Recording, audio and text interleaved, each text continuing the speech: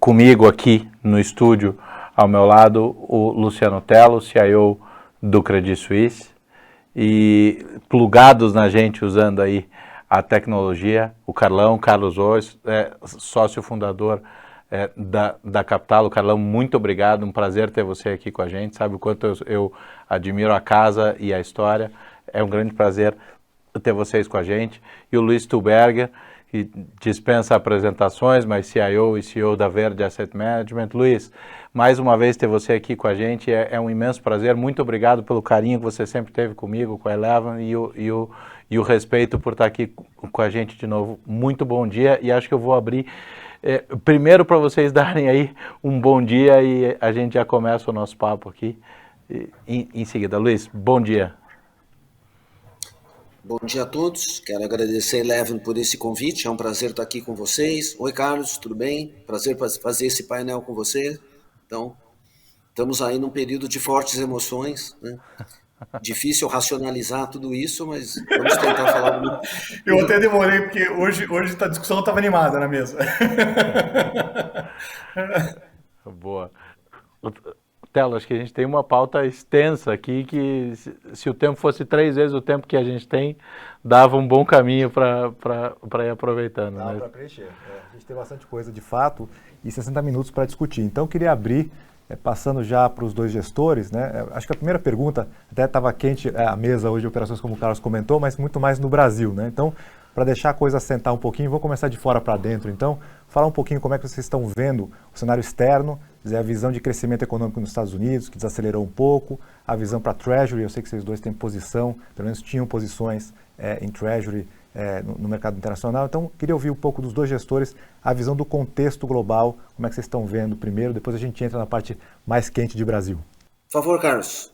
Dá o start. Não, tá bom. Então, eu dou. Obrigado. É um prazer estar aqui também. Assim, eu queria dizer, em primeiro lugar, que a Eleven traz aí um olho de visão independente que é muito necessária para os mercados brasileiros. Assim, durante muito tempo, a gente teve muito pouca suporte para onde o investidor poderia olhar. E, assim, então, eu aplaudo profundamente, tento apoiar o máximo possível. O trabalho de vocês é muito bom, muito interessante, assim, e é uma função muito necessária.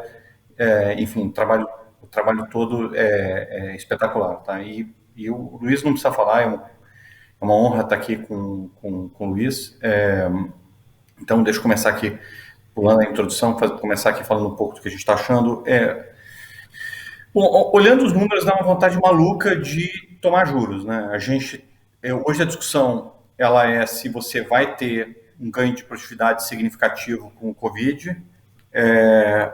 Hoje a gente tem um nível de desemprego na OCDE um pouquinho mais alto do que a gente tinha antes do início.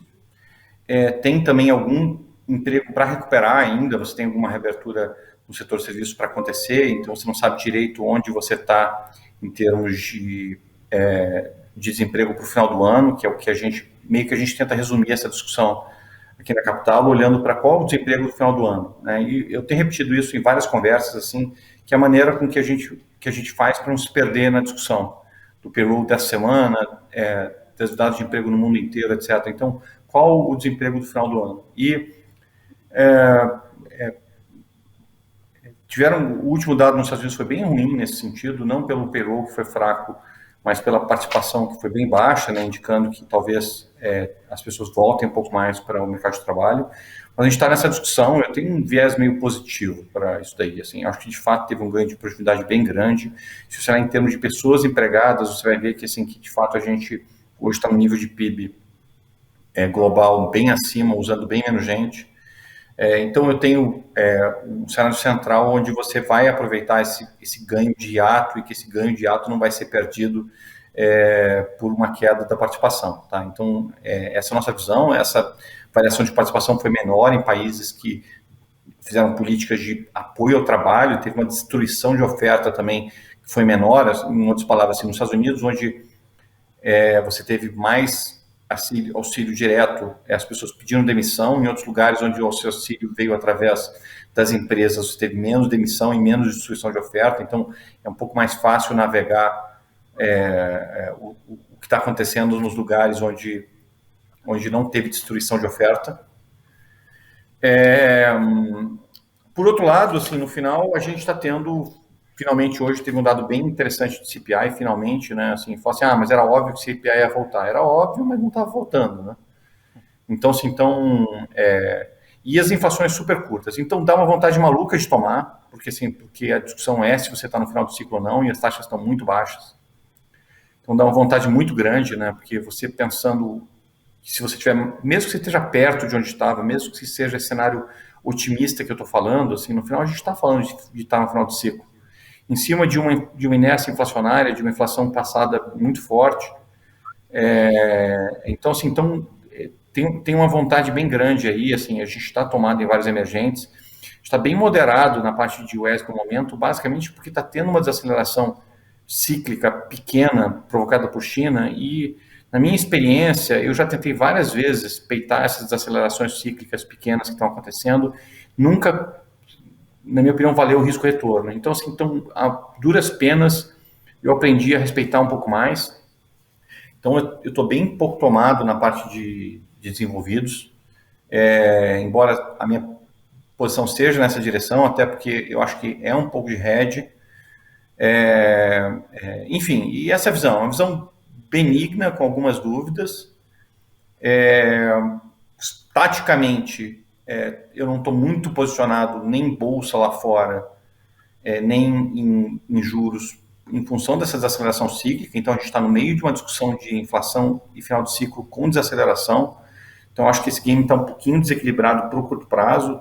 Assim, estou achando que para alocar nesse momento você tem que enfrentar as duas coisas. Eu acho que é muito provável que daqui a alguns poucos meses a gente esteja numa situação onde essa desaceleração cíclica provocada por China esteja estabilizando e a gente tenha números de inflação muito melhores. E aí, de fato, seria um momento bem mais interessante para alocar de maneira mais forte, eventualmente até na parte internacional e até daí com o reconhecimento de que talvez esse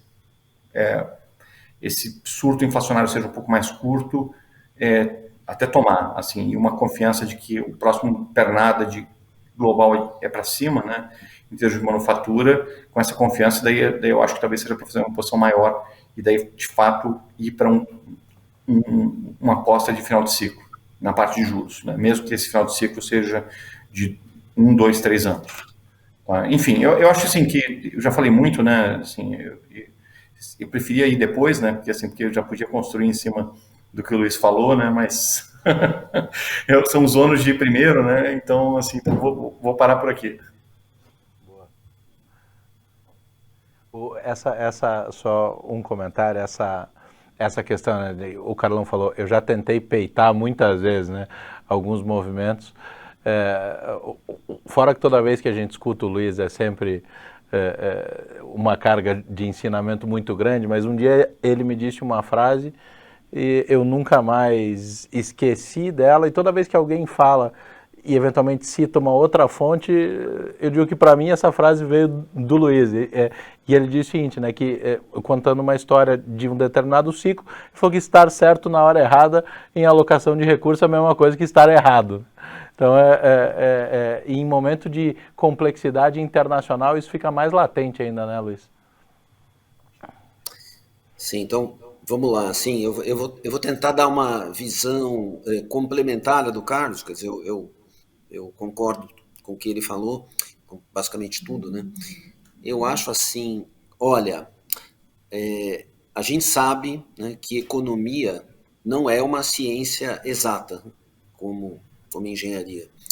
Mas, ainda assim, levando isso em consideração, poucas vezes na minha história, né, que até pela minha idade é relativamente longa, eu vi o consenso errar tanto quanto nessa pandemia, né? Quer dizer, em termos de inflação e crescimento. Eu nem vou mencionar a velocidade da vacina, porque, claro, isso é um assunto, talvez no meio da pandemia não se esperasse, né, que vacinas de boa qualidade viessem tão cedo. Mas aí nós estamos falando do negócio de novembro do ano passado, né? Então, já tem um bom tempo que isso está nos preços.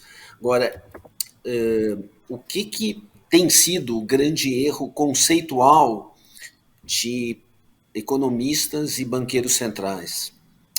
É que o ser humano, né, ele tem uma necessidade de gastar. Né? É quase que um instinto. Então, na medida em que lhe foi não permitido gastar em serviços, ele acabou gastando isso em durable goods, né, no mundo inteiro. E, vamos dizer, a gente teve junto uma demanda para durable goods, mais ou menos, se você acumular em 2 anos, né, 20 e 21, o dobro do que se teria normalmente. Quer dizer, todo mundo fez isso, né? Quer dizer, trocou a cozinha, trocou os móveis, computadores, automóveis, you name it, né? De uma maneira muito mais forte e salvou muito menos dinheiro, né? Quer dizer, no começo se esperava que o consumidor, assustado com a pandemia, fosse guardar mais dinheiro, né? Claro que também teve a grande ajuda, né, que foi dada de seguro-desemprego no mundo inteiro, especialmente, você pode até dizer, estamos falando aqui de Estados Unidos e Brasil, a China foi menos. Nunca se viu, né, na história da economia um gasto tão grande. Né? Estados Unidos gastou mais de 20% do PIB, o Brasil gastou 10%. Isso também ajudou a recompor a renda, né, de quem não podia trabalhar em serviços. Então, basicamente, você teve uma acomodação de renda vinda do governo e um gasto em durable goods e construção civil muito grande, né, por parte do consumidor. Junta-se a isso um pouco de disrupção na cadeia produtiva, então se gerou uma inflação altíssima, né? E, em tese, vamos dizer, aí tem respostas profundamente diferentes em Estados Unidos e em Brasil. Em Estados Unidos, estamos vendo uma inflação peaking, né, em 12 meses a 5,4%, temos um juro zero, e o Fed tem dado sinais de confiança, né? Ele não esperava essa inflação, Fed. Quando a inflação veio, a comunidade está dizendo que isso é uma inflação provisória, né? Que ela não vai ter efeitos de segunda ordem, e o mercado está, digamos assim, comprando isso razoavelmente bem, né? Dito isso, com aquele medo também de apanhar, né, do Fed não ficar de peito aberto, eu achei que a melhor solução é fazer algum tipo de estrutura que eu não ficar.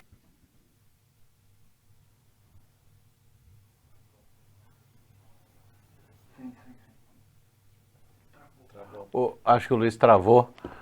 Vamos ver se não interrompeu o raciocínio, deve levar um pouquinho para voltar. Telo, a gente eu e você recentemente fizemos um debate aqui, inclusive, e você estava com uma visão no Credi muito alinhada com isso que eles estão falando em relação a lá fora, né? Observação em relação ao ciclo, mas especialmente a questão do juro e treasury. Como é que está a tua cabeça? Como é que você está olhando para isso? Eu acho que todo mundo, hoje até é perigoso o consenso, né?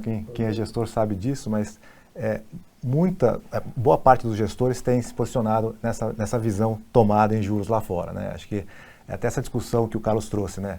De uma certa forma, como se fosse um hedge, porque você começa a ver se a inflação fugir de controle, se a gente começar a entrar no outro tipo de regime, se aproximar a subida de juros, de uma certa forma você pega esse movimento. E tem uma assimetria muito grande entre nível de juros lá fora e o que teoricamente deveria ser uma normalização de política monetária lá fora. Então, de uma certa forma, a gente também está nessa posição tomada em juros, né? Pequeno, uma posição pequena nas carteiras, mas de fato a gente tem isso também, né? E tem observado essa desaceleração da economia americana de uma maneira até benigna, né? Deixou um pouco mais para frente esse movimento de normalização que o mercado já fez alguns ensaios de antecipar, né? Sim, exato. Luiz, desculpa, travou, estamos de volta aqui.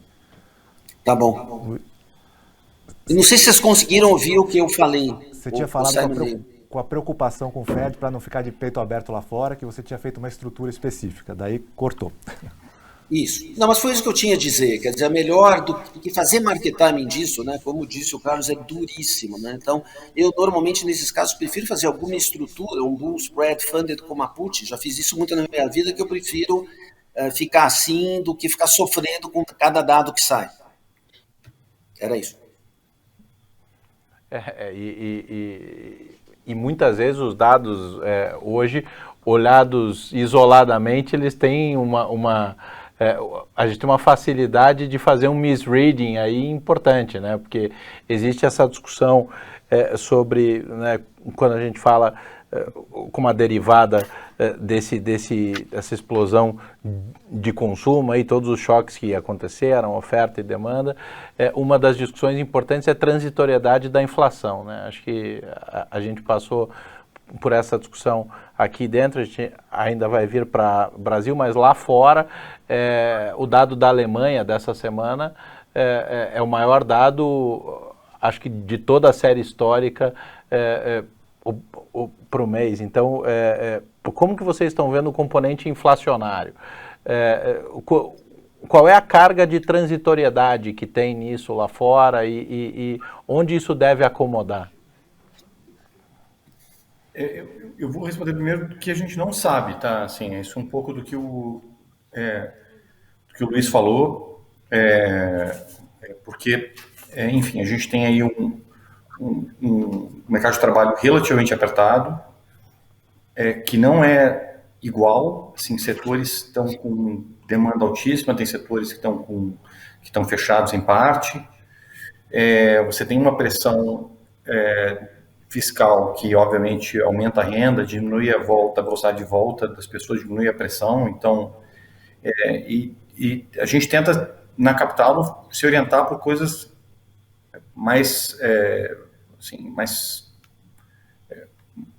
mais backward looking, vamos dizer assim. A gente, mais numa coisa onde é muito difícil você ter uma visão clara, teórica do que vai acontecer, você tem que monitorar as coisas com uma humildade enorme.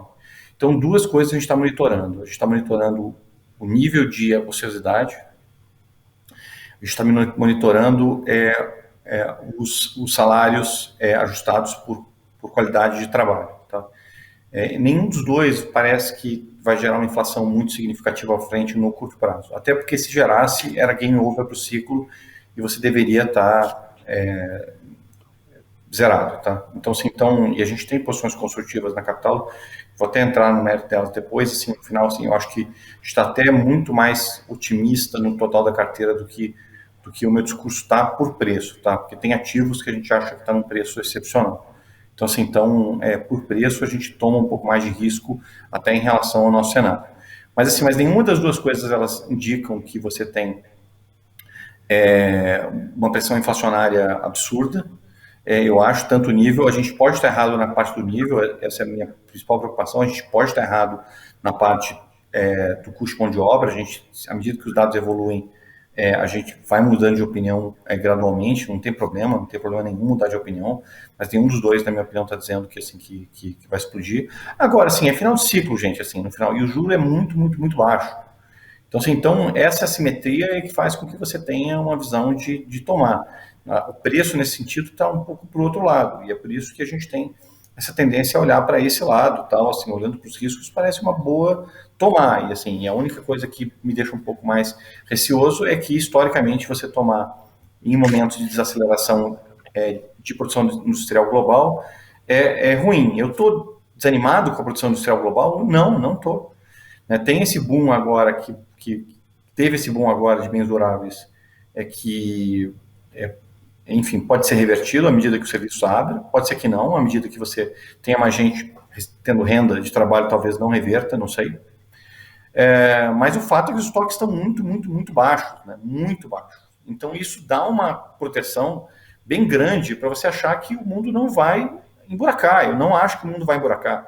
Eu acho que a China tem também... A gente já viu várias vezes, toda vez que se acelera, tem conversas de China que a gente tem uma capacidade crítica até razoável, mas, falando francamente, limitada. Tá? Então, a gente tenta, se esforça, olha, tal, assim, mas a gente sempre tem uma história na hora que desacelera, e está cheio de história agora, né? E, historicamente, esse cara tem uma capacidade de policymaking. Ano que vem é um ano importante para ele, parece pouco provável que o cara vai deixar a China afundar. Assim, é um ano politicamente importante dentro da China, tá? E o cara tem muitas, assim, o policymaker chinês tem muita opção de policy. Então, é isso, assim, acho que o grande ponto da inflação é que não tem cara de que, assim, você tem muito upside apostando na inflação baixa, porque a gente está em final de ciclo, mesmo que ela seja pontualmente baixa, porque os inputs vão despencar agora, você vai ter a volta de carro usado, vai tudo, e o headline pode ficar muito, muito baixo, você tem owners equivalent rent que deve subir, e você, de modo geral, está em final de ciclo com discussão de aumento de salário mínimo, de aperto monetário, que são essas discussões típicas de final de ciclo, certo? Então, sim, eu estou mais preocupado enquanto isso vai atrapalhar do que, de fato, em outras palavras, assim, eu não aplicaria de nenhum, olhando para essa assimetria, certo? Assim, mas eu também não estou convencido de que essa visão clara de que a inflação estruturalmente ficou muito mais alta vai vir agora. Pode ser que venha daqui a 1, 2 anos, isso aí teria que ser uma porrada enorme para os mercados. Acho que como follow-up... Né, Bom, só complementando... desculpe. Não, por favor, Luiz. Não, eu só queria adicionar, que acho que a discussão que o Carlos trouxe, Luiz, por favor, pode comentar. Só se pudesse incluir também a questão de commodities, a gente falou de crescimento mundial, né? Tem muita gente discutindo a inflação verde, então, se vocês pudessem também incluir nessa discussão crescimento mundial, nível de juros, final de ciclo, também como é que vocês estão vendo commodities nesse contexto. Por favor, Luiz. Não, complementando aqui o ponto do Carlos, né, eu acho que a gente tem agora duas coisas num crossroads, né?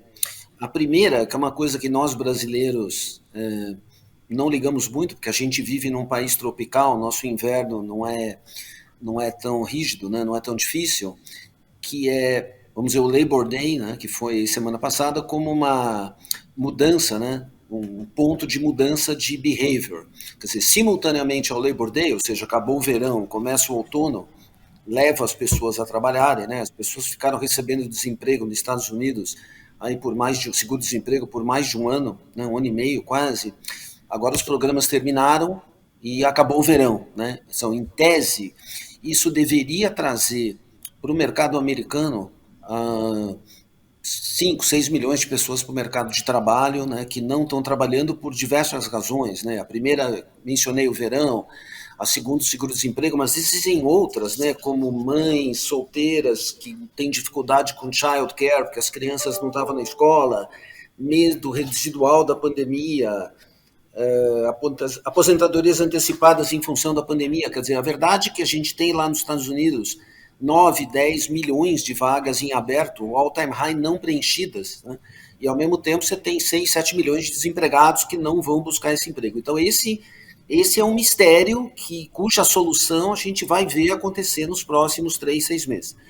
O segundo ponto, que é a redução significativa da compra de bens duráveis, né, com incremento residual de serviços, né? Então, da economia de serviços. Isso, de fato, talvez a variante Delta esteja atrapalhando um pouquinho, e os Estados Unidos aí tem um recorde de pessoas não vacinadas, né? O que me parece um absurdo, ter 35% de pessoas que não foram se vacinar, e tem estados que têm 50%.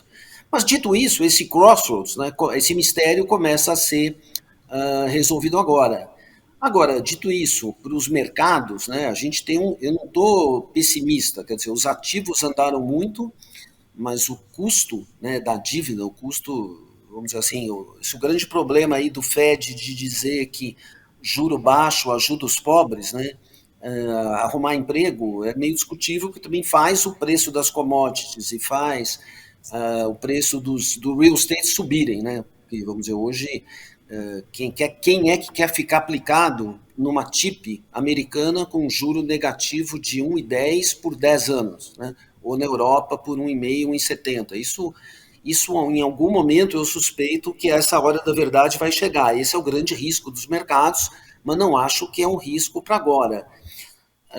Bom, eu diria assim que todas as asset classes, né, incluindo commodities, elas têm razões, vamos dizer assim, do juro baixo como um impulsionador à compra de ativos não financeiros, né?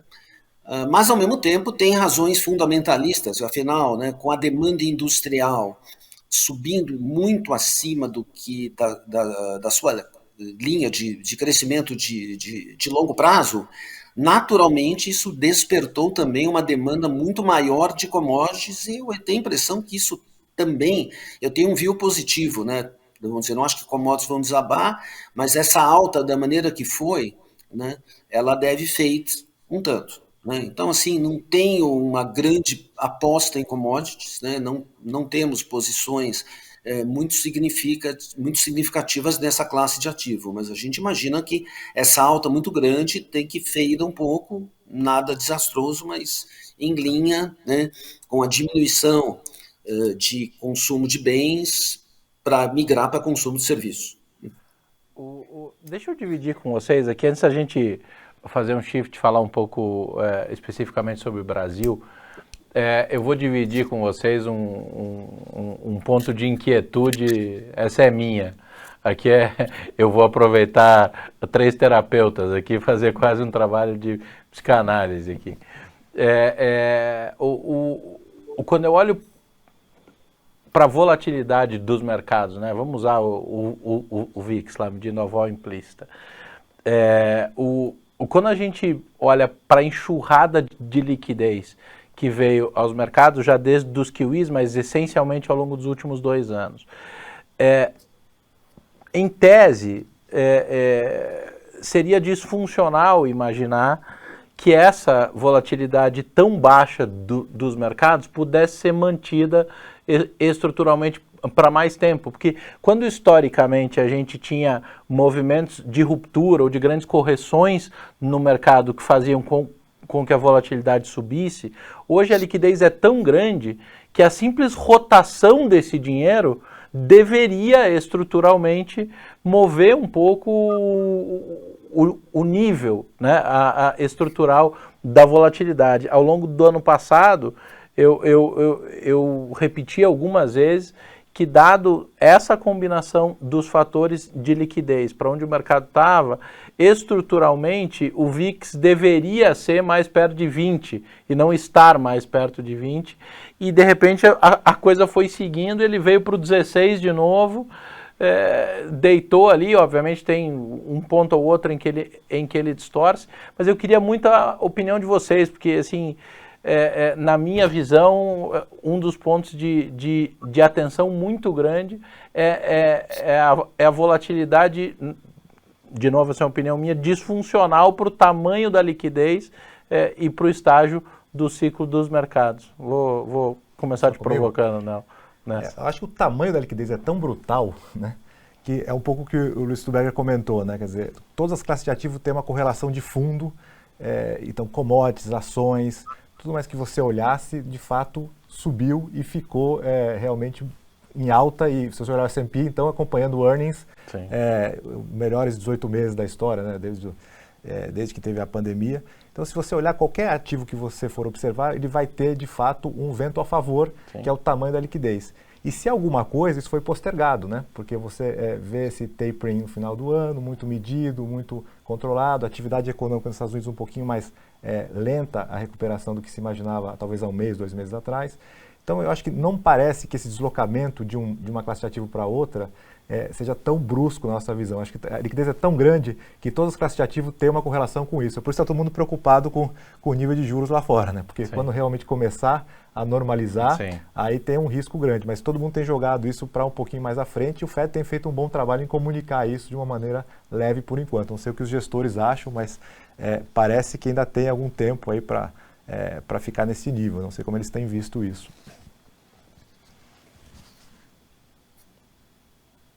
Tá mudo, Carlão. Quer ir primeiro dessa vez, Luiz? Se não, inverter a ordem. Ok. Olha, assim, de fato, o VIX está baixo, mas tem um ponto interessante que as puts fora do dinheiro, né? Estou usando o S&P como proxy, né? O S&P está ok, né? Se você, assim, ele subiu por fundamento, né? Vamos dizer, se você pegar aí como ele estava, vamos dizer, antes da pandemia, o S&P ficou muitos anos operando aí num PI de 17, né? 17, 16, alguma coisa assim. Agora ele está operando num PI 21. Se você ajustar isso basicamente a taxa de juros, parece ok, né? O Equity Risk Premium, ajustado à taxa nominal de juros de 10 anos, ele está ok, né?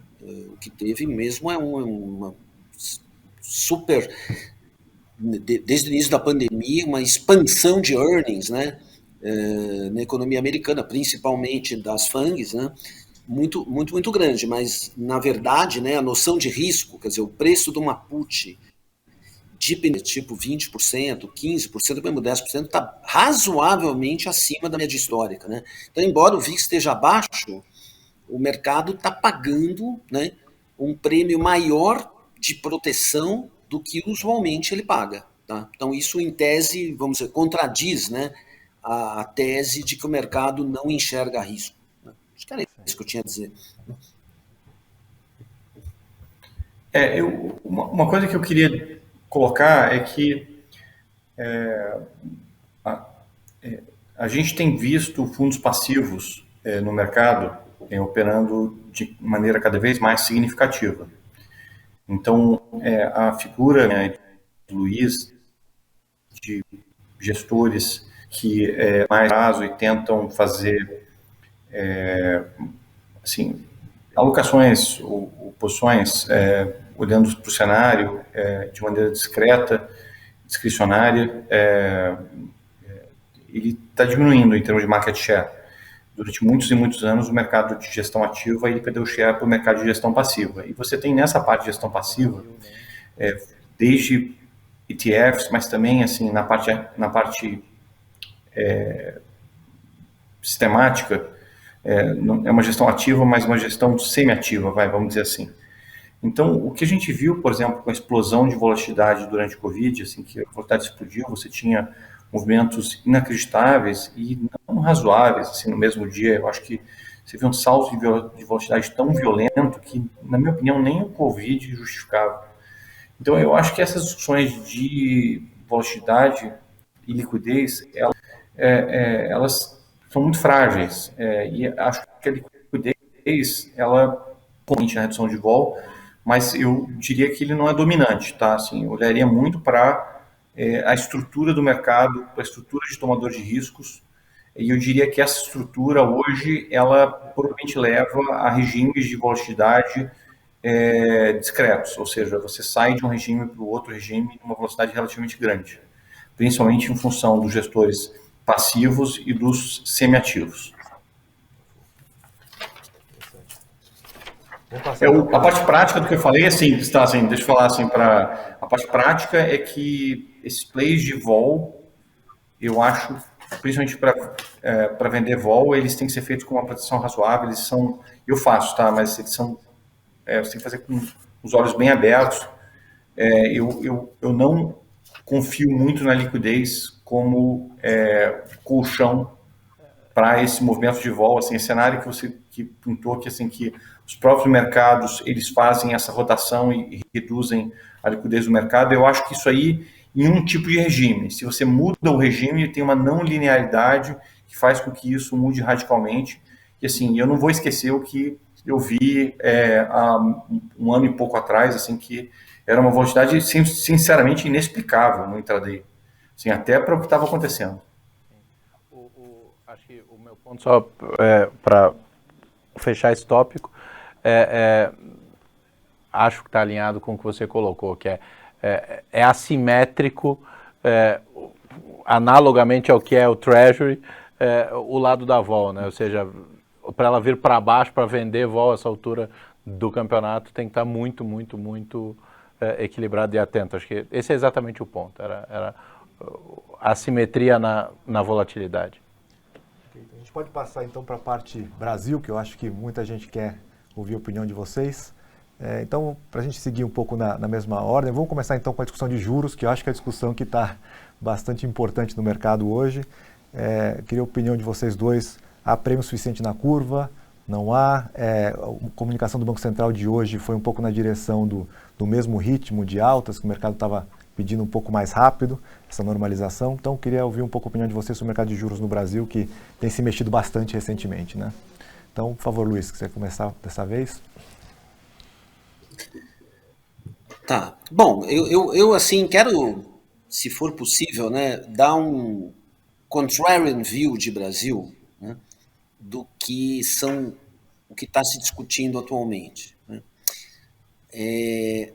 quando você olha a posição de juros, principalmente os longos, né? Quer dizer, os curtos, evidentemente, todo mundo está acompanhando a inflação, né? E o corner que o BC ficou, muito behind the curve, então, juro tem que subir, né? Ponto. Né?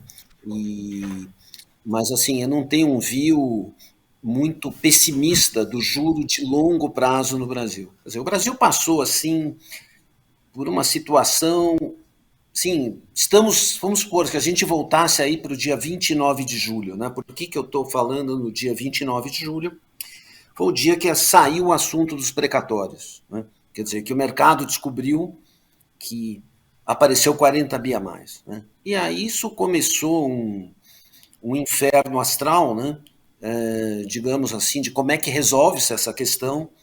E aí apareceram toda sorte de ideias. A primeira ideia de criar um fundo para absorver esse fundo poderia furar o teto. Então começou a se discutir simultaneamente, né?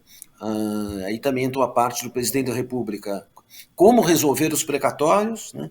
Como ter um Bolsa Família turbinada, e como ter mais gastos, né? E mais subsídios, no sentido de que isso poderia ser interpretado como uma política de populismo fiscal eleitoral. Né? Ou seja, já que é para resolver o problema dos precatórios, vamos furar o teto e vamos fazer alguma coisa maior para ajudar na reeleição do Bolsonaro.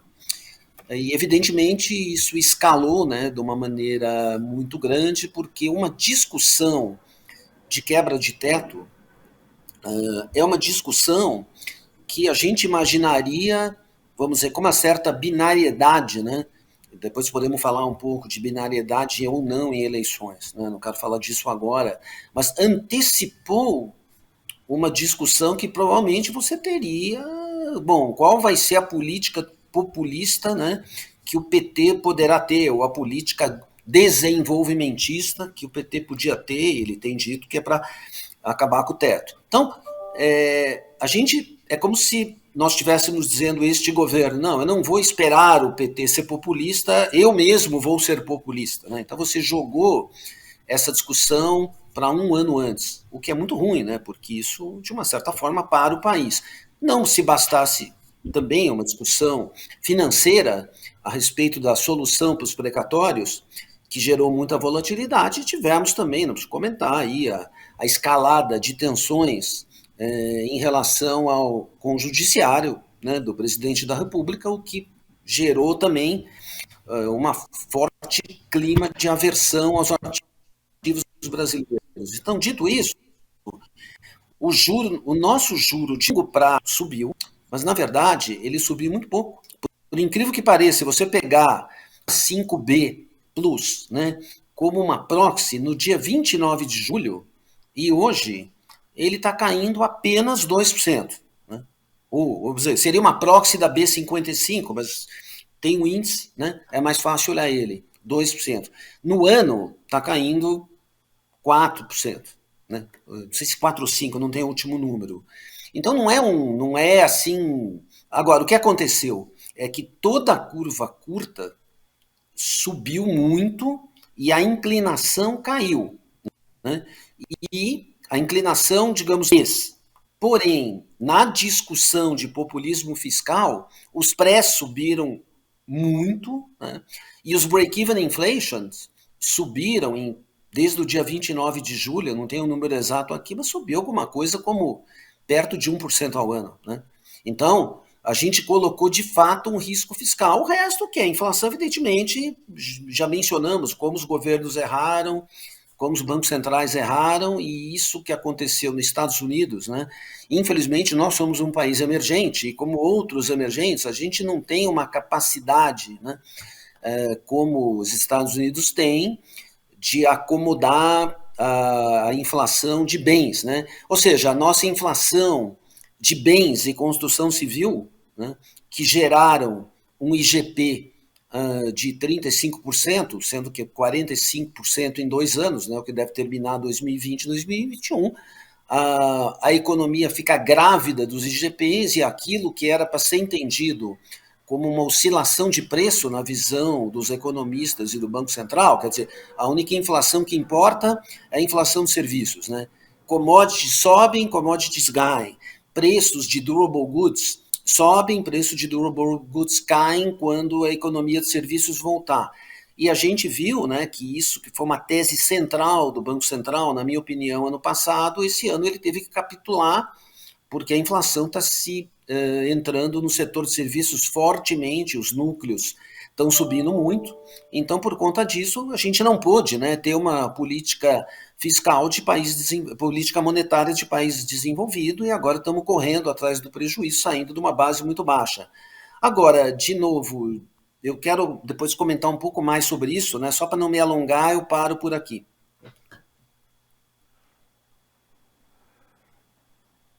Carlos, se quiser comentar a parte de juros. Você está muted, Carlão. Estamos ouvindo você. É bem interessante essa análise. De fato, os ativos eles mexeram muito pouco na curva longa, a curva está muito flat. Eu acho que até o normal, no momento em que você vai para uma política monetária restritiva, é a curva desinclinar um pouco, né? Assim, você, principalmente o meio da curva, no final, assim, você ficar com uma taxa bem baixa no meio da curva, porque você estaria restringindo de maneira bem forte agora. Como a gente está com muito desemprego, você um ano, 2 anos à frente, você ficaria até abaixo da média, né? Porque normalmente esses movimentos eles vêm mais ou menos uma senoide, né? Assim, você tem que subir os juros, obviamente quando você está com capacidade ociosa, você sobe os juros muito forte agora, e você tem credibilidade, daí o mercado coloca uma queda de juros à frente, e até a taxa de juros de médio prazo mexe um pouquinho menos, né? Por que eu acho que a gente não está nesse cenário normal, onde você de fato iria para aplicar o juro real de médio prazo no momento que isso sobe? Porque a gente tem eleição e todas as discussões que a gente está tendo de reformas, elas são irrelevantes. O governo provavelmente não vai fazer mais nada, e você está totalmente à mercê do que vai ser o processo eleitoral, que, como o Luiz falou, ele foi antecipado por decisões do governo. Você antecipou um pouco dessa discussão. Então, qual seria o play tradicional nesse momento? Seria você aproveitar os prêmios. De modo geral, o Tesouro ele coloca muita dívida. Então, assim, de modo geral, os prêmios para cima são persistentes. Então, você vai ter uma taxa de juros real bastante significativa, e você vai aplicar isso apostando que o próximo ciclo é para baixo, né? E quem está aí para apostar nisso, né? Qual que seria, digamos assim, o horizonte que a gente tem para achar que isso vai ser verdade, tá? E eu acho que hoje, até para essa aposta mais de médio prazo, a gente teve um banho de água fria com as declarações do Roberto Campos, do presidente do Banco Central, onde ele falou hoje que, no final, ele fez uma mudança de política monetária que eu achava até muito positiva. Eu estava esperando que acontecesse. Tá? Então, assim, até agora, o Banco Central ele fez uma política de tentar conter as expectativas inflacionárias, dando respostas de curto prazo para o mercado, esse joguinho meio de trading, de surpreender o mercado no curto prazo, que foi meio parecido com o jogo que ele jogou para baixo, né? E uma cabeça que a gente sempre teve, assim, que ele sempre teve, de que ia fazer um movimento rápido, e ia deixar, eventualmente, aumentar um pouco o risco de overshoot, que seria positivo, que qualquer coisa você corrige, que o Banco Central ele errava no passado ao ser muito gradualista. E agora ele fez uma mudança bastante grande de comunicação, hoje, onde ele falou que não mais vai olhar para o que chama de variação dos dados de curto prazo, e vai fazer uma política whatever it takes, né, sob o nível do juro que seja necessário, mais olhando para uma perspectiva mais de médio, fazendo uma média móvel maior dos dados, né?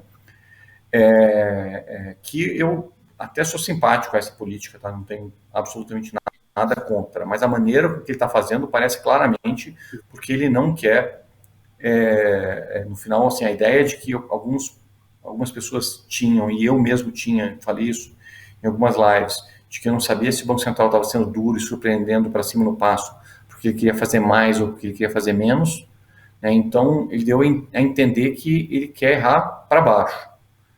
Tá? E, assim, é uma mudança de policy bem significativa, porque no framework anterior ele iria para overshootar o nível de juros, né, e eventualmente corrigir para baixo se ele errasse. E agora não, ele quer fazer bem devagar. Então eu até achava que essa mudança podia acontecer, mas eu achava que ela ia vir numa comunicação bastante firme a respeito de nível. Queria trocar isso por dizer assim, olha só, eu estou pensando em colocar os juros em pelo menos tanto, nesse momento, é o meu cenário agora. Porque no final ele deu a safra de dados foi horrível, né, nos últimos tempos. Eu acho que se ele alongar o horizonte de política monetária para 2023, vai ser terrível, assim, eu acho, porque 2023 a gente não sabe nem quem é o presidente, então, assim, é um grau de alongamento que depende mais profundamente de você, por exemplo, só para dar um exemplo, se você tem na sua modelagem uma política monetária onde o BC faz o que for necessário, certo? Para 23, você depende muito do que você acha que vai ser a política monetária. A gente nem sabe direito o que vai ser, digamos assim, em termos de política monetária para frente, assim, enfim, assim, você sai um pouco de como que está vindo as informações e mais sobre qual a sua opinião sobre a função de reação. Então, é uma coisa bem mais frágil. Então, a gente já teve um alongamento do horizonte de política monetária. E o mercado pode interpretar isso como uma maneira de você fugir um pouco da responsabilidade de combater a inflação nem desse ano, né, do ano que vem. Fora que você teve aí, assim, algumas dedadas inacreditáveis, como, por exemplo, a questão da energia elétrica na virada do ano, que jogou a inflação para baixo do ano que vem uns 70 vezes, né, e trouxe para esse ano, certo? Então, isso daí, assim, para quem está olhando um pouco para mirar na inflação do ano que vem, você deveria estar mirando numa meta um pouco mais alta, seria justo. Senão você dá um incentivo para o governo ficar inventando motivos de dezembro para janeiro, ou pelo menos vamos olhar, sei lá, a inflação de segundo trimestre do ano que vem para o segundo trimestre, ou seja, excluindo esse efeito de virada, porque esse efeito de virada está começando a ficar ridículo. Tá? Então, assim, eu acho que foi um tiro no pé enorme, que pode eventualmente levar o mercado a ficar mais baixo na parte pré, porque afinal, assim, se o cara for subir de 100 em 100 para chegar a 9 e tanto que o mercado está precificando, precisa de várias altas, e assim, e com um Banco Central que mostra pouca disposição de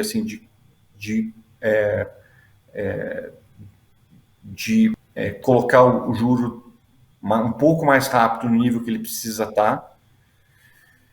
Ou seja, parece que é um Banco Central que se for errar, vai errar para atrasar altas, mas se os dados vierem fracos, eventualmente ele interrompe imediatamente, por exemplo. Assim, ou se o dado de inflação vier fraco. Então, ele introduziu uma não linearidade aí que parece que para baixo ele cai o quanto for necessário e aceita o risco de overshootar, mas para cima não. Isso mostra muita... Então, assim, eu acho que essa tendência da inflação do break-even, que está bem alta, no final, assim, eu até, infelizmente, zerei a minha posição comprada em inflação, assim, por causa de nível, né?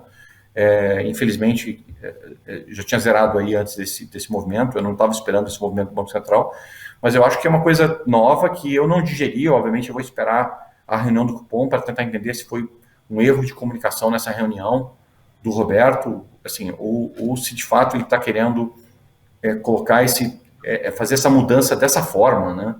Eu acho que uma mudança desse tipo, onde ele está quebrando um pouco do que ele fez até agora, para voltar um pouco para o gradualismo, ela deveria ser acompanhada de dar um conforto muito grande para o mercado, que ele não vai afrouxar no combate à inflação, que está muito, muito alto, assim, e o cenário piorou muito no último mês. Tá? Então, assim, também, eu acho que está correndo risco também do mercado de perder um pouco o controle das expectativas, do mercado ir para cima dele. Assim. Achei não só a comunicação... eu nem achei, falando bem francamente, a comunicação ruim. Eu acho que foi colocado de uma maneira, eu acho, infeliz, porque ele falou que ele não vai olhar muito para as flutuações mais de curto prazo, esqueci das palavras exatas e tal, mas na verdade o que aconteceu no último mês foi muito mais do que flutuações de curto prazo, foi uma piora significativa de cenário, tá? Então, assim, você tem que ter algum grau de magnitude aí, assim, no final. Assim, quando a piora é significativa, você tem que colocar na conta, certo? Então, assim, eu entendo esse negócio para funcionar para você eventualmente manter o pace. Não precisa mudar o pace de 100 base. 100 base é um pace rápido, tal, dá 8% por ano, depende um pouco, mas ele tem que entender que ele está mudando fortemente o framework, que era um framework de eventualmente correr menos risco de ficar com o juro fora do lugar e correr mais risco de overshootar. Ele está trocando isso por nada, né? Então, assim, é isso que o mercado está digerindo. Eu acho que se por um lado você tem mais risco de ficar, por exemplo, tomado e você ter uma mudança de dados assim que vai fazer eventualmente um fechamento rápido, por outro lado, o Banco Central está correndo mais risco de, se os dados forem para o outro lado, o mercado perder um pouco o controle das expectativas. Uma provocação nessa linha. Você acha que isso pode ser uma cicatriz da brutalidade do erro e da consequência do forward guidance do ano passado, que foi usar um momento e uma janela de um nível de incerteza exponencial para tentar cravar uma previsibilidade que ia contra tudo que se apontava, o que os dados apontavam, a nossa realidade da discussão fiscal, ou seja, o quanto isso foi deixado de lado, os riscos estruturais, quando com juro a 2%, né, veio reiteradas vezes aquela posição. Talvez isso pode ser, essa posição como a que o Carlão mencionou agora, do Roberto, pode ser um pouco de cicatriz do que foi feito ano passado, e aí eu não estou defendendo ao contrário, eu estou na linha do Carlão, achando que é quase um double down na mesma estratégia, só que com o sinal contrário, aí que acho que pode ser ruim. Bom, dado que eu que estou colocando o meu pescoço, digamos assim, na guilhotina, né, estou falando de policymaker, eu vou responder primeiro para aliviar o Luiz, assim, no final. Não sei se o Luiz tem vontade de falar sobre isso. Assim, mas eu acho que eu entendo isso, mas daí, se fosse esse questionamento, ele deveria ter vindo antes, né? Porque o que o Banco Central tentou fazer é comprar credibilidade barata em cima de um aumento que era meio óbvio, em cima de uma taxa que era muito, muito baixa. Então, você surpreender o mercado no pace para cima quando você parte de 2 é uma moleza, certo? Tem pouco custo, digamos assim, de desaceleração da economia. Você acha que você tem que chegar de qualquer forma, vamos supor, a 6%. Então, você faz um pouco mais rápido e tenta lidar um pouco com a sorte, vai que os dados vêm um pouco melhor, você ainda sai com fama de machão, né? Então parece uma operada isso, assim, não me parece um erro, tá? Assim, no final ele tentou focar um pouco mais no pace no curto prazo, enquanto era conveniente, agora que dói um pouco mais, ele está querendo ser gradualista. Isso me parece mais uma sinalização de falta de disposição de combater a inflação, que por isso que eu acho que essa mudança, que ainda pode ser corrigida, eu acho que ela deveria vir acompanhada com uma sinalização de ciclo. Sim, para as pessoas não ficarem achando que ele está comprando uma opção de parar a qualquer momento. Tá bom. Luiz, dando o waiver de tirar a faca do pescoço que o Carlão colocou, as tuas considerações seriam boas. Tá bom. Eu prefiro não comentar adicionalmente o Banco Central, que isso é um tough call, né? E aí vou ficar comentando que eu achava que ele não tinha que pôr o juro a 2 e subir depois de 2 é difícil, porque tem que ser muito rápido. Eu só queria dar um contrarian view macro de longo prazo, né? Então, assim, se você imaginar o goodwill que o mercado teve com o Brasil na pandemia, né, e a gente imaginar que nós estamos há um ano atrás, e antes de começar a pandemia, a expectativa da dívida PIB do Brasil no final deste ano de 21, pela média, pelo Focus, era da nossa dívida bruta estar em 79% do PIB. Isso antes da pandemia. O Brasil gastou, na pandemia, eu chutaria algo como 750 bilhões de reais entre auxílio emergencial em 2 anos e vacinas. 700, 750, que é um número altíssimo, né? Nós estamos falando aí um número perto de 10% do PIB. E a expectativa da nossa dívida bruta para o final desse ano, né, no pior momento, chegou a 96% do PIB. e ela vai terminar esse ano, de acordo com o Focus, em 82% do PIB, e a nossa projeção da Verde é um pouco mais otimista aí na faixa de entre 80 e 81. Então a gente vai sair do pior fato, né, tirando uma guerra que a gente já passou, com a nossa dívida bruta, né, indo de 79 para 81. Né? E os ativos do governo, né, vamos dizer, principalmente a reserva cambial, né, ainda nos gerou um aumento de 100 a 150 bi. Então, quer dizer, como é que o governo do Brasil ganhou 14% do PIB que não era esperado? Né? Boa parte disso veio do juro baixo vis-à-vis o deflator do PIB. Né? A gente teve uma Selic muito baixa, acumulada em 2 anos, alguma coisa como 7,5%, quanto no deflator do PIB acumulado em 2 anos, de 17%. Por isso que a nossa dívida... Isso já é uma razão para a nossa dívida ter encolhido 8%. Né? O resto veio num primário melhor, né, e num PIB acima do que se esperava. Né? E, claro, o governo é sócio da inflação, né? Ele é maior sócio neste aspecto, né? Porque, vamos dizer assim, o IGP subindo, a arrecadação federal fiscal também melhorou, né? A parte fiscal melhorou. Quando a gente fala, né, numa dívida PIB 13, 14 pontos abaixo do que se esperava, nós estamos falando de 1 trilhão e 200 bilhões de reais abaixo, né? Que seja 1 trilhão. Né? Deu para acomodar, né, todo o gasto com auxílio emergencial que foi ganho com a inflação. Né? Os aplicadores em títulos públicos que perdemos esse dinheiro, né, depois de ter ganho muito tempo. Quer dizer, eu fico... Por que eu estou falando isso? Né? Claro que na perpetuidade, quando você coloca programas sociais, populismo fiscal, isso pesa muito, mas a gente está saindo da pandemia em termos fiscais, né? Isso, aliás, já foi dito num artigo escrito pelo Mansueto e que circulou aí pelo Geraldo Samor, no qual eu estou pegando alguns dados. Né? Então, eu diria assim, é interessante que isso, vamos dizer, perante o que aconteceu depois de 29 de julho, não está sendo considerado. Né? Que, vamos dizer, o nosso estoque de dívida está 1 trilhão de reais menor do que se esperava.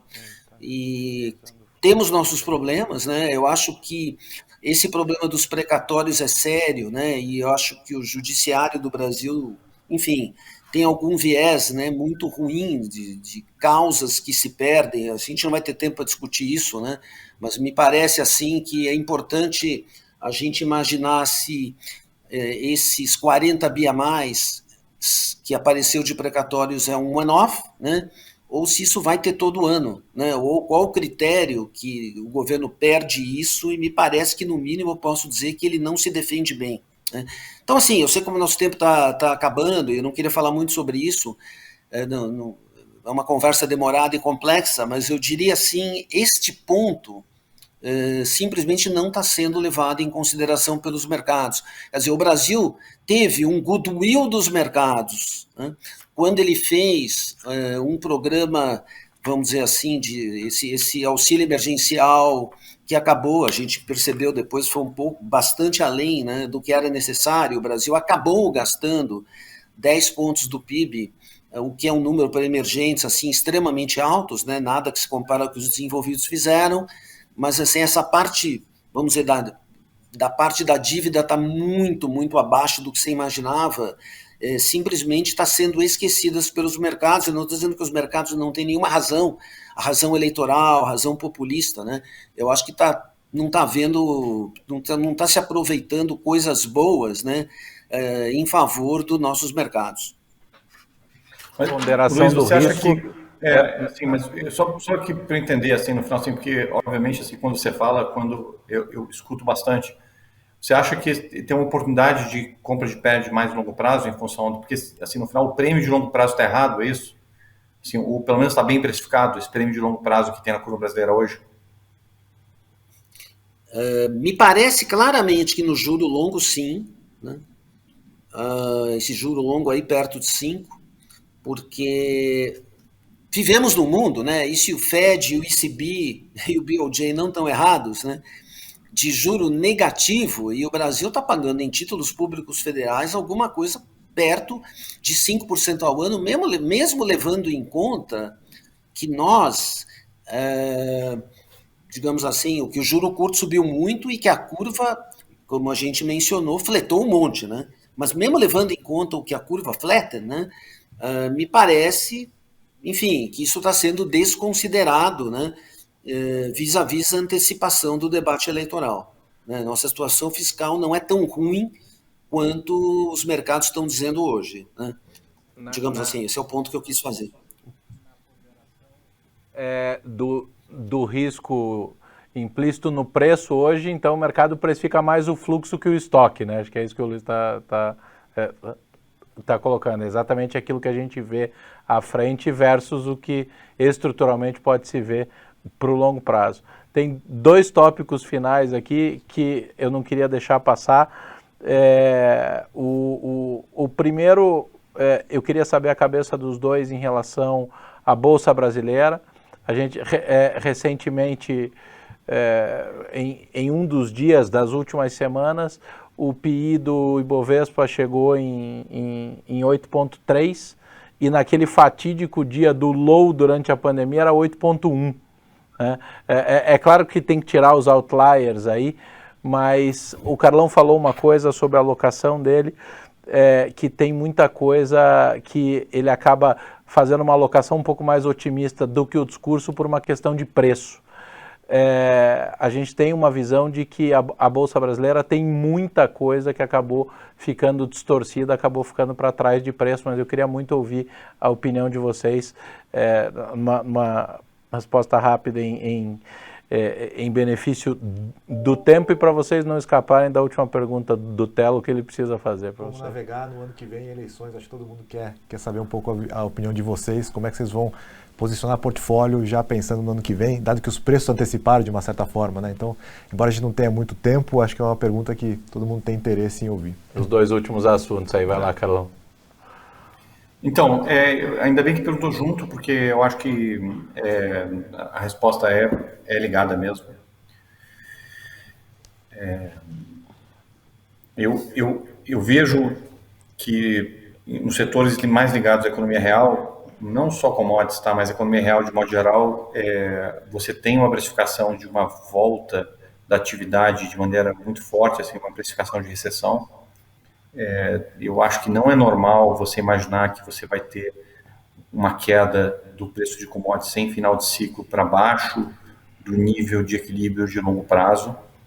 As empresas elas estão baratas olhando para o nível de equilíbrio de longo prazo das commodities, o nível que você usa para o produtor marginal de maior custo. Então o mercado está precificando um leque de coisas aí, assim, no final. Ele está precificando uma recessão global ou um super ciclo de oferta, né, que vai fazer com que esse preço vai cair e que as empresas investam muito mal esse dinheiro, ou seja, que todo o dinheiro que está sendo gerado as empresas vão alocar de maneira negativa, ou está precificando que é uma coisa ligada, né, de que você vai ter um shift muito grande de demanda de volta para serviços que vai fazer com que, mesmo que não tenha uma recessão global, que bens despenque abruptamente, investimento despenque abruptamente, etc. E olhando um pouco para esses juros reais de longo prazo, assim, não me parece que mesmo que nesses cenários ruins aconteçam, você está num preço ruim para entrar. Né? E isso não é um fenômeno brasileiro. Tá? É claro que a gente compra mais empresas brasileiras que estão nesse cenário que a gente conhece um pouco melhor, mas tem várias empresas brasileiras que a gente não acha que são topo de linha no setor e a gente prefere comprar a empresa no exterior. Tá? Então, assim, a gente está falando de vários setores assim, de economia real, a gente está falando também de alguns setores mais de intermediários, assim, não é só commodities que você encontra esse tipo de valuation, esse tipo de consideração. Parte do Ibovespa está barato por isso e parte é eleitoral. Eu olho para Petro, a gente olha aqui para Petro, a gente acha que está no preço do Lula, falando francamente, assim, só o que tem de dividendo para pagar ao longo do ano que vem, a não ser que aconteça uma mudança de regra agora, assim, que parece bastante difícil. Sim, mas a gente teria, enfim, assim, acho que enfim, um preço muito convidativo, onde você tem um cenário político horroroso já precificado. Tá? Então, esses setores acabam fazendo com que a gente, embora a gente esteja vendo nesse momento uma desaceleração global, que até para esses setores aí, assim, poderia afetar alguma coisa, a gente acaba alocando algum, tá? Então, e é isso que está provocando a Bolsa Brasileira barata, mas tem que deixar claro que, assim, que não é uma coisa específica de Brasil, não, é um pouco da composição da Bolsa. Se você pegar outras empresas globais de commodities, né, no setor de alumínio, siderurgia, commodities de modo geral, etc., eles têm precificações razoáveis, né? A gente, por exemplo, prefere até algumas empresas fora do Brasil para fazer esse play, né? Então, assim, já chegou no nível de preço que a gente acha que vale a pena alocar um pedaço razoável do portfólio nisso. Luiz, Bolsa, e a gente vai voltar para saber a opinião do Carlão sobre a eleição também.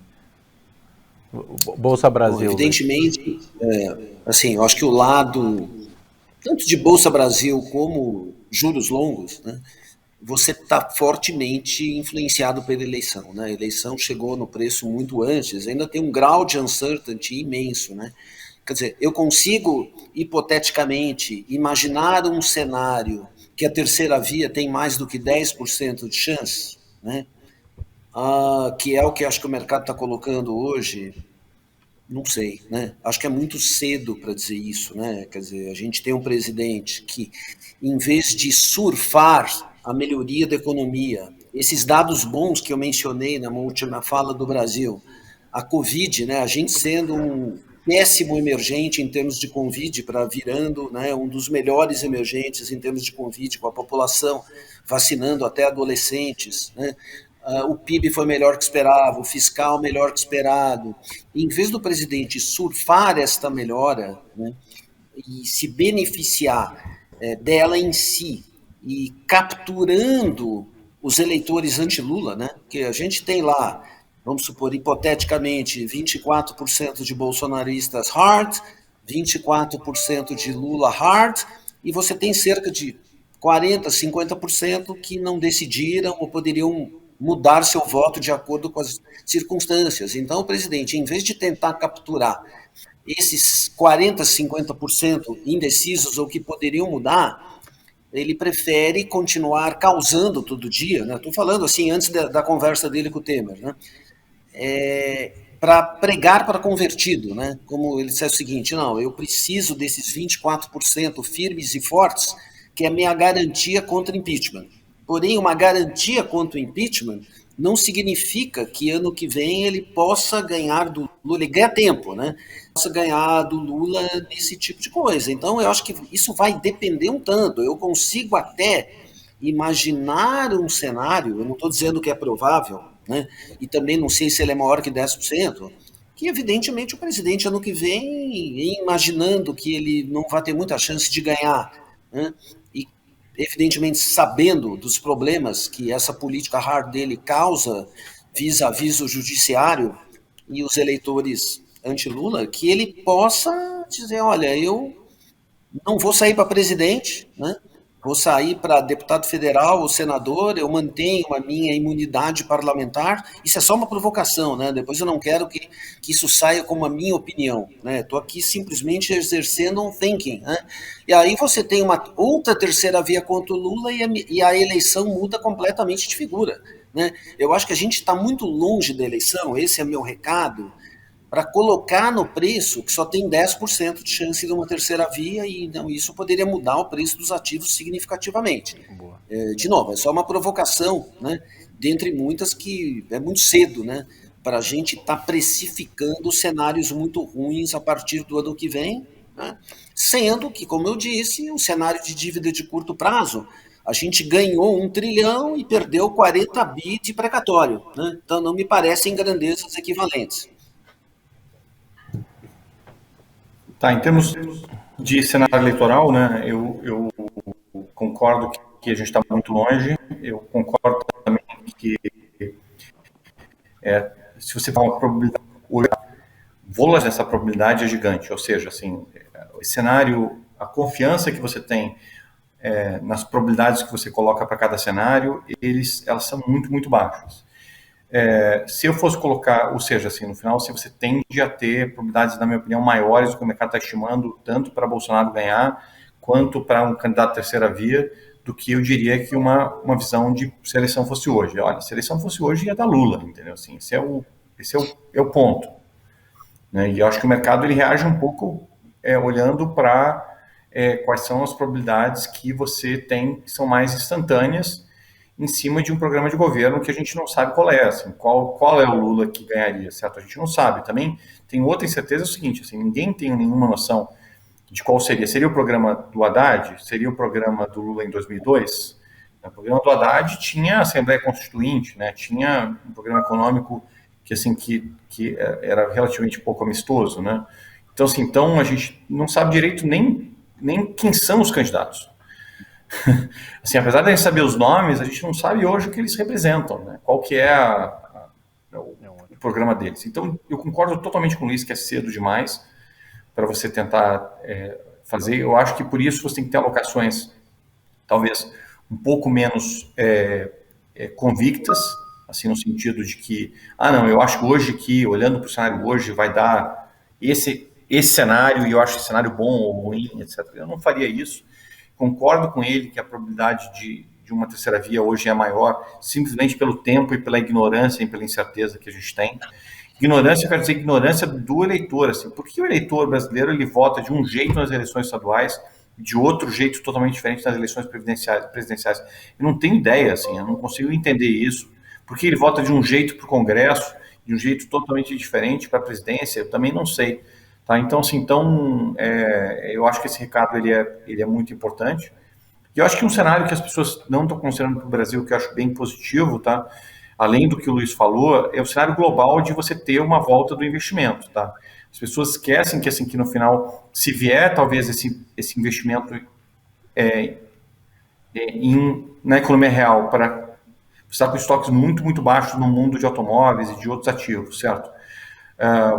Se tiver um processo, um ciclo de investimento, ciclos de investimento, eles se retroalimentam, eles provocam mais demanda por bens reais, etc. As pessoas estão olhando muito para desaceleração em cima de real estate, mas você tem todo o investimento sustentável que usa muito, muito, muito materials, tanto que a gente está vendo gargalos, né? Na hora que você soltar esses gargalos, eu acho que você pode ter um reaquecimento de alguns setores que pode ser muito surpreendente, né? Parte da fraqueza de demanda, a gente está vendo até ambiental na China, por exemplo, que é a notícia de hoje, por exemplo.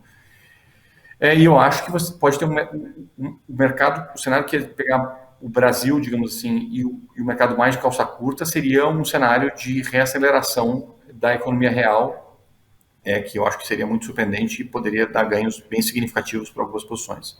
Então, considerem essa possibilidade. Eu acho que o que acontece depois do fim dessa desaceleração, né? Assim, no final, assim, os estoques no mundo estão bem baixos. Será que vai ter mais investimento? A gente está batendo na capacidade de oferta de várias coisas. Eu acho que essa é uma reflexão importante. Maravilha, gente. Quero agradecer em nome da Eleven, em nome do Modal, a parceria que tem sido cada vez mais legal e diária com o CIES. Luiz, de novo, mais uma vez, o respeito que você sempre teve pelo nosso trabalho. Carlão, um prazer ter você aqui junto.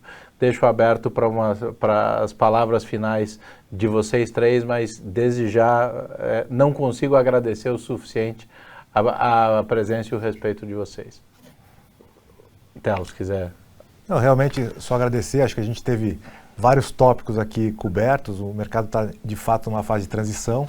Então, espero que o pessoal tenha aproveitado esse debate, que trouxe vários assuntos interessantes e quentes, né? Discutimos até assuntos do dia. Então, agradeço também aos dois pelo debate e abro para os dois fazerem as considerações finais. Vamos começar pelo Luiz. Bom, queria agradecer a oportunidade de estar aqui. Eu acho que o Carlão mencionou muito bem, né, que a importância da Eleven, de uma casa como a Eleven, como Independent Research, né, que ela faz esse trabalho muito bem. É muito importante para o mercado ter uma casa de muita qualidade de Independent Research. E só agradecer a vocês, né, a oportunidade mais uma vez de falar, contem sempre comigo, né, foi um prazer estar aqui. Queria agradecer ao Carlos, né, pelas excelentes ponderações que ele deu e de fazer esse par comigo num debate, né, que não é nada fácil, né, não é nada fácil, nada é muito fácil, né, infelizmente o capitalismo é assim, né, não é fácil os Estados Unidos, não é fácil a inflação, o Brasil ainda assim é muito mais difícil, né, enfim. Mas foi um prazer estar aqui, obrigado pela oportunidade. Eu queria agradecer também a oportunidade, assim, estar do lado do Luiz é uma oportunidade não só pelo que ele representa no mercado de gestão do Brasil, mas também pela profundidade e clareza das ideias, né? Quando você vê o Luiz, por exemplo, apresentar, você vê todo o trabalho de pesquisa que está por trás, assim, e no final a gente às vezes faz painel e as pessoas agradecem o aprendizado, não, obrigado que aprendi, obrigado pela aula que você deu, e na verdade você não deu aula nenhuma, você está só falando aquilo que você está achando para aquele momento, assim, você nem está conseguindo explicar direito aquilo de onde vem, assim, e isso não é verdade com o Luiz. O Luiz, de fato, ele mostra as coisas do fundamento, assim, para nós gestores, é sempre uma lição mesmo, assim. Então, queria dizer que é uma honra estar aqui com vocês e com o Luiz também, e espero que tenha acrescentado alguma coisa. Eu acho que a maneira de pensar, eu acho que eu opero num horizonte de tempo talvez um pouco mais curto do que o Luiz opera, mas eu penso num horizonte parecido, então esse pareamento aí com ele me dá uma satisfação enorme, porque acho que a gente fica falando mais ou menos as mesmas coisas, assim, num horizonte parecido, é excelente. Muito obrigado.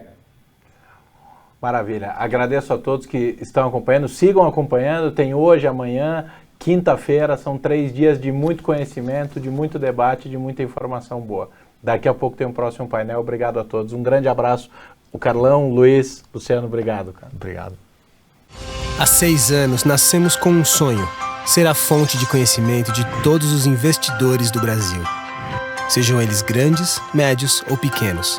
Para nós, todos têm o direito à informação de qualidade. Toda manhã, acordamos apaixonados pelo desafio de entender, explicar e prever os movimentos do mercado. Somos reconhecidos como a melhor casa de análise financeira do Brasil. Somos uma central de informação independente, imparcial e livre. Não compramos ações nem vendemos, nem sequer ganhamos comissão de nossos clientes. Sabe por quê? Porque é a única forma de ser independente. Quando o mercado grita invista, invista, invista, nós gritamos, antes de investir, conheça, conheça, conheça. E aqui na Eleven temos qualidade na informação. Temos respeito por todos os brasileiros que poupam seu dinheiro com esforço. Temos a vontade de ajudar os investidores a discernir e poder falar de igual para igual com seu assessor. Queremos criar investidores livres, que tomem as rédeas de seus investimentos, que tenham liberdade de pensamento e autonomia. Nós somos a bússola do mercado de investimentos. E agora, chegou a hora de cumprir nosso propósito como empresa: democratizar as informações para todos os investidores do nosso país. As mesmas análises que os grandes investidores têm acesso, agora podem estar nas suas mãos. Pronto para ser independente? Seja bem-vindo à Eleven.